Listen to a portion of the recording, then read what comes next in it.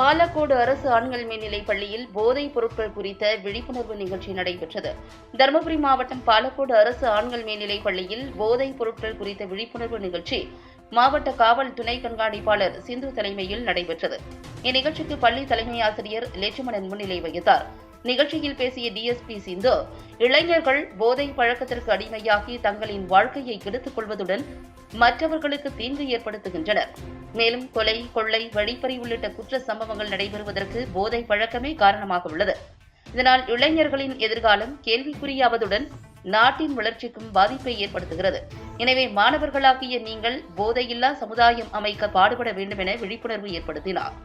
அதனைத் தொடர்ந்து போதை பழக்கத்தால் ஏற்படும் தீய விளைவுகளை நான் முழுமையாக அறிவேன். நான் போதை பழக்கத்திற்கு ஆளாக மாட்டேன். போதை பழக்கத்திற்கு அடிமையானவர்களை மீட்டெடுத்து அவர்களை நல்வழிப்படுத்தி போதையில்லா சமுதாயம் படைப்பேன் என மாணவர்கள் உறுதிமொழி எடுத்துக் கொண்டனர்.